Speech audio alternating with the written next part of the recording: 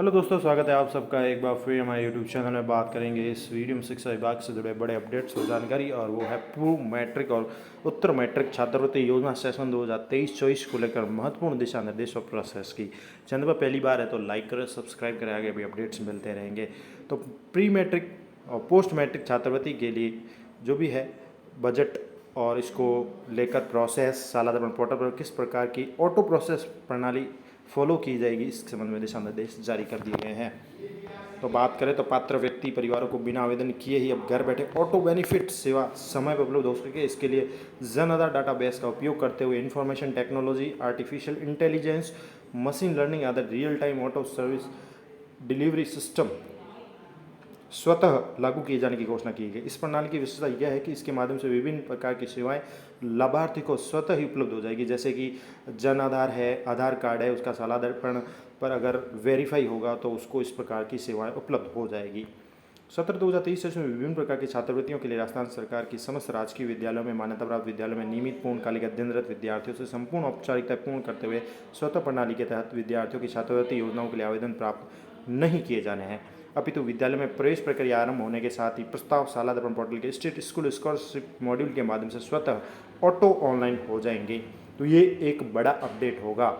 ये विद्यालय में बड़ा अपडेट ये होगा कि अब आवेदन आपको नहीं करने हैं, लेकिन प्रक्रिया जो है ऑनलाइन ही ऑटो हो जाएगी। जैसे जैसे एडमिशन होंगे उसके अनुसार स्वतः ही ऑटो प्रोसेस होगा। किस प्रकार से होगा वो भी हम देख लेते हैं। समस्त प्रकार की योजनाओं के लिए ऑनलाइन ऑटो प्रोसेस के लिए विस्तृत दिशा निर्देश, पात्रता शर्तें, छात्रवृत्ति की दर, आवश्यक दस्तावेज शिक्षा विभाग की वेबसाइट एजुकेशन sector.rajasthan.gov.in/secondary के स्कॉलरशिप टैब व सालाधारपण पोर्टल के स्टेट स्कूल स्कॉलरशिप मॉड्यूल पर भी उपलब्ध है।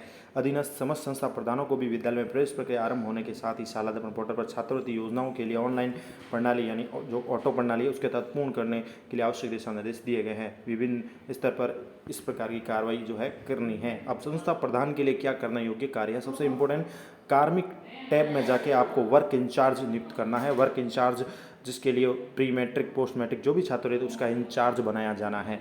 ये कार्मिक टैब में जाके किसी भी एक कार्मिक को वर्क इंचार्ज बनाया जाना है। विभिन्न छात्रवृत्ति योजनाओं से संबंधित दस्तावेज के लिए जन आधार सालाधारपण से फैच किए जाने। इसके लिए विद्यालय में प्रवेश प्रक्रिया आरंभ होने के साथ ही विभिन्न प्रकार की छात्रवृत्ति प्रोत्साहन योजना के लिए आवश्यक दस्तावेज जैसे जाति प्रमाण पत्र, मूल निवासी प्रमाण पत्र, आय प्रमाण पत्र, गत वर्ष का परीक्षा परिणाम की अपडेट, प्रविष्टि सालाधारपण के प्रपत्र 9 व लाभकारी योजनाओं के लिए अनिवार्य छात्र सूचना जो ऑप्शन है रिजल्ट मॉड्यूल में निम्न सूचनाएं पूर्ण किया जाना सुनिश्चित करें।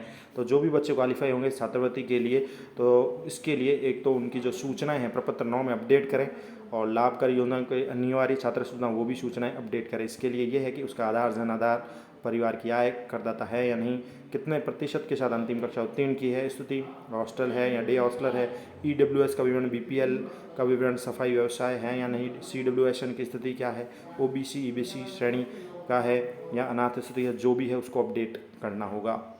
भूतपूर्व सैनिक है, जनजाति है, यदि छात्रवृत्ति संबंधी कोई प्रविष्टि अपूर्ण रहती है तो विद्यार्थी से संबंधित प्रमाण पत्र प्राप्त कर उक्त प्रपत्र पूर्ण किया जाना सुनिश्चित करें। छात्रवृत्ति योजना के लिए पात्र होने पर ऐसे विद्यार्थी को सिस्टम द्वारा योजना के लिए स्वतः ही पात्र कर दिया जाएगा। ऐसे समस्त पात्र विद्यार्थी विद्यालय की सालाधारपण के विद्यार्थी टैब में प्रदर्शित होंगे, जिसकी छात्रवृत्ति प्रभारी द्वारा भली भांति जांच की जानी है। यदि कोई विद्यार्थी अपात्र है तो उसे समुचित कारण बताते हुए अस्वीकार करना होगा, अन्यथा विद्यार्थी का प्रस्ताव छात्रवृत्ति भुगतान के लिए आगामी स्तर या डीओ लॉगिन पर स्वतः ही 10 दिवस के पश्चात फॉरवर्ड हो जाएगा, जिसकी जिम्मेदारी संबंधित छात्र प्रभारी या संस्था प्रधान की रहेगी। तो 10 दिन का टाइम है, 10 दिन में ऑटो फॉरवर्ड भी आगे हो जाएगा। जिला शिक्षा अधिकारी भी आगे निर्देश दिए गए हैं कि योजना के पात्र विद्यार्थियों को विद्यालय लॉगिन से सिस्टम द्वारा स्वतः ऑटो ही डीओ माध्यमिक लॉगिन पर फॉरवर्ड कर दिया जाएगा। डीओ द्वारा स्वतः फॉरवर्ड प्रक्रिया से प्राप्त विद्यार्थियों के डाटा का जांच के उपरांत अप्रूव करते हुए छात्रवृत्ति भुगतान के लिए सेव किया जाएगा। डाटा प्राप्त होने के 10 दिन में यदि अनुमोदित यहाँ सेव नहीं किया जाता है सिस्टम द्वारा स्वतः ऑटो सेव कर दिया जाएगा, जिसकी समस्त जिम्मेदारी जिला शिक्षा अधिकारी की होगी। निजी विद्यालयों के लिए भी निर्देश दिए गए हैं कि वो भी मान्यता प्राप्त जो भी विद्यालय है राज्य सरकार माध्यमिक शिक्षा बोर्ड द्वारा छात्रवृत्ति प्रस्ताव तैयार करके प्राइवेट स्कूल पोर्टल पर भी सालाधारपण पोर्टल की बातें प्रपत्र 9 और लाभकारी योजनाओं के लिए अनिवार्य छात्र सूचना के तहत विद्यालय द्वारा उक्त प्रपत्र में सूचना संधारित की जाएगी, जिससे फैच होकर ऑटोमेटिक स्टेप मिलेंगे। अब विस्तृत दिशा निर्देश जो दिए गए हैं वो इस प्रकार है कि कक्षा 6 से 8 में अध्ययनरत अनुसूचित जाति SC/ST के छात्र छात्राओं को दिए पूर्व मैट्रिक छात्रवृत्ति के लिए ये है पात्रता की छात्र व छात्रा अनुसूचित जाति जनजाति का होना चाहिए। विद्यालय राजकीय विद्यालय माध्यमिक शिक्षा बोर्ड मानवा विद्यालयों में से नियमित पूर्णकालिक विद्यार्थी में कक्षा 6 से 8 में अध्ययनरत हो, छात्रा के माता पिता या उनके संरक्षक जीवित न होने पर आयकर या जो भी है आयकर दाता न हो, और इसके साथ ही छात्र जिसे केंद्रीय राजकीय सार्वजनिक धार्मिक स्थलों से अध्ययनरत है तो किसी प्रकार की छात्रवृत्ति भत्ता नहीं मिल रहा है, सामाजिक न्याय अधिकारिता विभाग द्वारा संचालित छात्रावास में नहीं रह रहा हो, किसी भी कक्षा में पढ़ने के लिए छात्रवृत्ति केवल 1 वर्ष के लिए उपलब्ध होगी। यदि कोई विद्यार्थी अगले वर्ष में भी किसी कारण से उसी कक्षा में अध्ययन करता है तो दूसरे वर्ष उसी कक्षा के लिए छात्रवृत्ति नहीं मिलेगी। और इसके साथ ही मॉडल स्कूल के विद्यार्थियों को राजस्थान के राजकीय विद्यालयों के विद्यार्थियों को समान छात्रवृत्ति दे है। छात्रवृत्ति की दर है कक्षा 6 से 8 के लिए 75 रुपये प्रति माह SC/ST दोनों के लिए, और छात्र वर्ग के लिए है, छात्रा के लिए 125 रुपये प्रति माह SC/ST दोनों के लिए। प्रस्ताव हेतु जो तिथि निर्धारित की गई, संस्था प्रदान शाला पोर्टल पर वांछित सूचनाएं ऑनलाइन अपलोड सबमिट लॉक करने की अंतिम तिथि 31 जुलाई रखी गई है। इसी प्रकार और कक्षा 6 से 8 में अध्ययनरत अन्य पिछड़ा वर्ग OBC के छात्र छात्राओं को दे पूर्व मैट्रिक छात्रवृत्ति के भी निर्देश है। लगभग इसी प्रकार के उनकी 2.5 लाख से अधिक आय नहीं होनी चाहिए, आय प्रमाण पत्र होना चाहिए, और भी जो है छात्रवृत्ति प्राप्त करने के विद्यार्थी का कक्षा उन्नति प्रमाण पत्र है। महत्वपूर्ण ये जानकारियाँ हैं। छात्रवृत्ति जो माह है इसमें अधिकतम 10 माह के लिए डे स्कॉलर के लिए 100 रुपये है प्रति माह है, हॉस्टलर के लिए 500 रुपये है। इसके लिए भी 31 जुलाई है अंतिम तिथि है। कक्षा 9 में 10 में अध्ययनरत अनुसूचित जाति जनजाति के छात्र छात्रा को दे पूर्व मैट्रिक छात्रवृत्ति भी है, उसके भी विस्तृत दिशा निर्देश जारी किए गए हैं। 2.5 लाख से अधिक आय नहीं हो, और साथ ही महत्वपूर्ण जो भी जानकारी हमने बताई है ऊपर वो लगभग सेम ही है।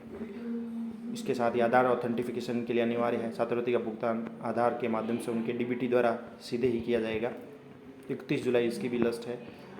9 से 10 में अध्ययनरत अनुसूचित जनजाति के छात्र छात्रों को पूर्व मैट्रिक छात्रवृत्ति केंद्र प्रवर्तित है, इनके लिए भी अंतिम 31 जुलाई है।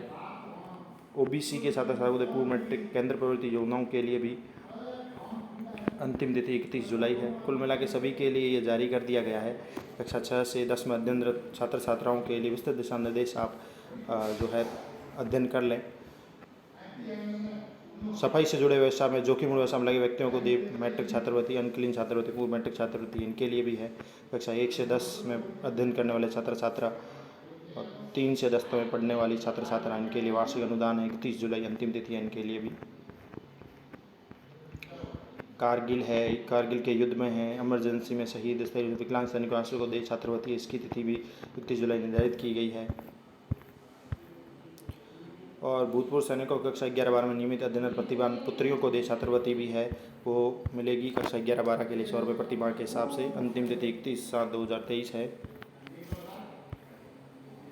इसके साथ ही कक्षा 11-12 में अध्ययन अनुसूचित जाति SC के विद्यार्थियों को दे उत्तर मैट्रिक छात्रवृत्ति के लिए भी पात्रता और जांच शर्तें रखी गई है। 2.5 लाख रुपये की सीमा तक वो आए अध्ययनरत विद्यार्थियों को छात्रवृत्ति दी जाएगी। मूल निवासी वगैरह प्रमाण पत्र है, जाति प्रमाण पत्र वगैरह है, और इसके अलावा 400 रुपये प्रति माह है इनके लिए राशि। 31 जुलाई अंतिम तिथि इनके लिए भी है। ST के लिए भी है छात्रवृत्ति 11-12 में अध्ययन, इनके लिए भी 31 जुलाई अंतिम तिथि है।